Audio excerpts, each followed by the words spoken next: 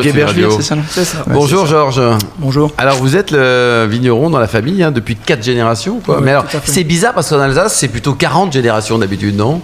On est depuis 4 générations vignerons indépendants, c'est-à-dire qu'on récolte, on vinifie et on commercialise.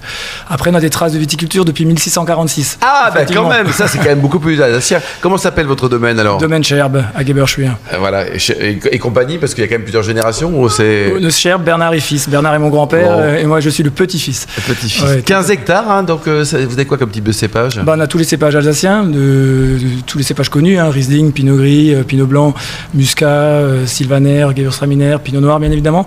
Et donc on a une gamme très très très étoffée en Alsace, c'est l'habitude des Alsaciens d'avoir une gamme très étoffée. Aujourd'hui j'ai 30 références sur ma 30 sur 15 hectares. Ah oui, c'est... Faut vous suivre vous, hein. Ah ouais, c'est ça l'Alsace. Hein. Ouais, c'est ça l'Alsace. Incroyable. Je sais que vous aimez beaucoup cette région. Hein. Oui, d'abord c'est une belle région. Puis les gens sont sympas. Hein. Les gens sont sympas, les villages sont fleuris, accueillants, les caves sont ouvertes, ça c'est pas évident tous les partout. jours. Et là vraiment le no-tourisme, quasiment pour nous en France, est né en Alsace. Ouais. La route des vins, c'est juste Les Bourguignons ne sont pas d'accord, mais en fait, oui, mais ouais. voilà, en tout cas, on peut considérer que c'est par là que ça a commencé. Et c'est légitime parce que vraiment, ils ont le sens de l'accueil en Alsace. Ouais, non, ils sont vraiment sympas. Christelle, vous aimez l'Alsace ou... Ah oui, j'adore l'Alsace. Non, mais là, si, Georges mais alors va pas quand être j'étais content, hein. étudiante et que j'avais des interrogations écrites sur l'Alsace, à chaque fois je paniquais. C'est vrai que c'est très riche. Non, mais en fait, c'est très riche. Il y a énormément d'appellations. Il y a des notions de grands crus aussi. D'ailleurs, des je noms crois que vous en avez imprononçables deux. Exactement, voilà. Bon, vous, ça va. Difficulté. Hein. Et C'est toute la particularité de l'Alsace, c'est ça, c'est qu'on a énormément de terroirs, énormément de types de sols. C'est la faille rhénane entre la forêt noire et les Vosges qui s'est fissurée. Donc on a de l'allionnage, on a de calcaire, on a de la marne, on a de l'argile au calcaire, on a énormément de types de sols, de sablonneux, ce qui fait qu'on a une diversité de terroirs vraiment exceptionnelle en Alsace, ce qui fait qu'on produit des vins à la fois minérales, à la fois plus expressifs, plus charpentés. Donc on a à la fois énormément de différents produits avec des créments aujourd'hui qui fonctionnent très bien. On a le pinot noir qui se développe aussi. Mais par contre, avant tout, on est un terroir de blanc. de blanc, d'abord Voilà, de blanc. avant toute chose.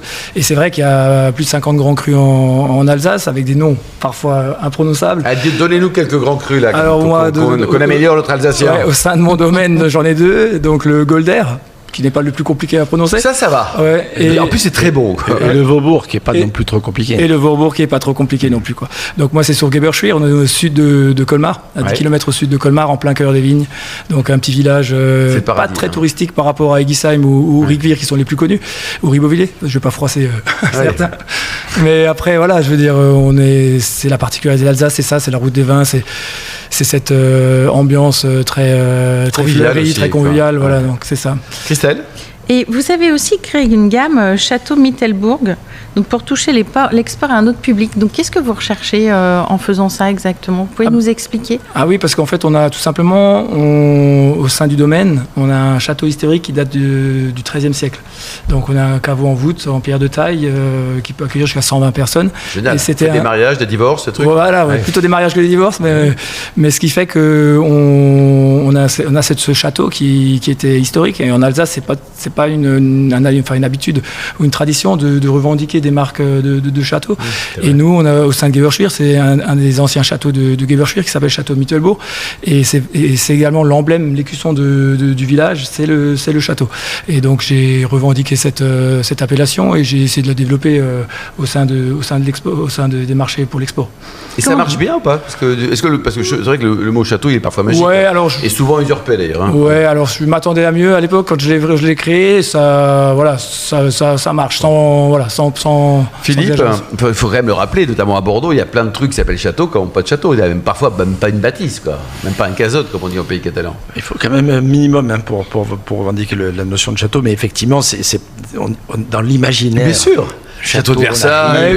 On arrive quasiment chez Alain Marty. Enfin, voilà, Christelle l'impératrice. Voilà, oui. Donc, et c'est pas le cas. Effectivement, il y a des fois des bâtisses modernes. L'un des crus les plus célèbres de Bordeaux, célèbre pour son vin, mais pas franchement pour la bâtisse, c'est Pétrus. D'ailleurs, ils n'osent même pas mettre château Pétrus, c'est que Pétrus. Mise en bouteille au château, parce que ça, c'est un peu une obligation. Mais il n'y a pas franchement. Mais vous dormez, vous vivez au château ? Je suis né, mais après, on s'est expatrié au bas du village. Donc, on a Oula, là, c'est la grande exportation. Là, Hein, Non, c'est l'exode. Vous revendiquez aussi le côté vigneron indépendant. Oui, Pouvez-vous nous dire pourquoi c'est aussi important pour vous? Parce qu'on l'est, donc c'est important de le revendiquer. C'est voilà, on est indépendant, on récolte notre propre production, qu'on transforme et qu'on commercialise. On fait tout. Pas de négoce, il n'y a pas une petite activité de négoce? Non, j'achète du raisin, mais je veux dire juste quelques 2-3 hectares, rien de plus. Mais essentiellement, on est vigneron indépendant, c'est vraiment notre cœur de métier. Et nous, justement, on travaille avec le no-tourisme, donc on a racheté un hôtel avec ma femme. Génial, dans votre village? Voilà, tout à fait, dans notre village, ouais. Donc mais comment il s'appelle l'hôtel? Parce que là, on est quasiment 14 juillet, là, je suppose que c'est complet pour demain, mais il reste encore peut-être quelques places pour la donc on s'est aventuré dans une nouvelle aventure. En fait, on avait un hôtel dans la famille, on l'a racheté avec mon épouse l'année dernière, en fin 2024. Ouais. On a complètement rénové le bâtiment en 8 mois. On a 42 chambres et on a ouvert en mai, le 29 mai. 3, 4 étoiles? On vise le 4. Pour l'instant, on a démarré avec 3 et on met tout en place pour essayer pour l'automne de passer en 4 étoiles. Comment il s'appelle quand même l'hôtel? Terravinum. Terravinum, oui. Et il y a un restaurant. Et il y a un restaurant. Parce que c'est ça aussi. C'est ça, c'est important. Ouais. On fait tout. Alors on va chez vous, on est jeune chez vous. Justement, nous, on a vraiment une notion de partage et de no-tourisme. Et chez nous, on a une synergie totale entre maintenant le domaine viticole, l'hôtel, le restaurant. Donc vous venez au domaine, enfin vous venez à l'hôtel et vous venez dormir dans un hôtel, enfin vraiment au cœur d'un hôtel de vigneron, quoi. Voilà, tout à fait. Christelle. Vous faites des accords mets-vins aussi au restaurant? Oui, bien sûr. Oui, bien sûr. Parce qu'on reste souvent sur les accords un peu basiques. Moi, je me souviens de Gewürztraminer avec des desserts à base de roses, de framboises, etc. Mais il y a plein d'autres choses en Alsace aussi. Oui, voilà, il y a le Munster. Mais après les accords mets-vins, bien évidemment, il y a énormément comme il y a énormément de produits, il y a énormément d'accords mets-vins possibles. Mais après, voilà, chez nous, les gens, ils viennent vraiment pour se reposer, parce qu'on a aussi un spa qui va ouvrir bientôt, là, parce qu'on est le 13 juillet aujourd'hui, et il va ouvrir normalement, si les travaux se terminent bien dans les 15 prochains jours, il va ouvrir au courant début août. Là. Donc on aura vraiment le package Christelle, il faut y aller. Hein, ah oui, ça donne envie, un spa au milieu des vignes, avec grand plaisir. Vous êtes vraiment au cœur des vignes, au cœur des vignes. Vous avez bon, Christelle. Et vous faites aussi du pinot noir, parce que c'est vrai que moi je trouve qu'on a de plus en plus de pinot noir de très belle qualité en Alsace, alors qu'avant c'était pas toujours le cas. Très mûr. Voilà, et maintenant on se retrouve avec des vinifications un peu différentes et des styles différents d'ailleurs. Après il y a un historique aussi, le pinot noir en Alsace c'est pas un cépage de base, enfin c'est pas un cépage historique de l'Alsace. Donc ce qui fait que les anciens, notamment mon père par exemple, ils ont planté du pinot noir et ils avaient tendance à vouloir le vinifier comme on vinifiait un blanc. Alors que c'est pas du tout le même processus et la même pâte. Donc ce qui fait que les anciens qui n'avaient pas forcément la culture de cette vinification-là ont fait des pinots noirs comme on fait un blanc, donc avec qui il n'y avait pas beaucoup de charpente, qui était avec une mauvaise technique. Et c'est vrai que nous, la jeune génération, on a beaucoup plus de savoir-faire, beaucoup plus de technique. Ouais, vous avez aussi un truc bizarre qui s'appelle quand même le réchauffement climatique. Et voilà, j'allais y venir. J'allais y venir. Il y a aussi donc on a déjà des terroirs qui s'y prêtent, donc en Alsace.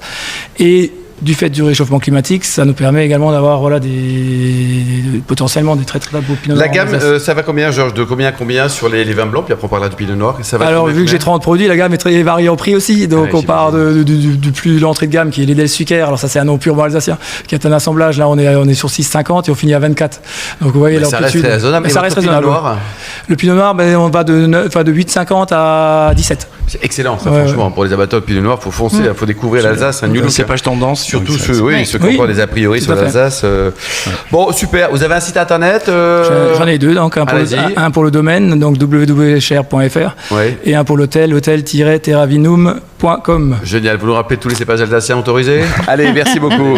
Merci Jean, merci. Juste une petite parenthèse. Le chardonnay rentre dans l'appellation Alsace pour le crément. Pour le crément, tout à fait. C'est une bonne question pour les gens en quiz, parce que est-ce que le chardonnay, on a aussi Alsace? on peut le cultiver. Merci à tous les trois.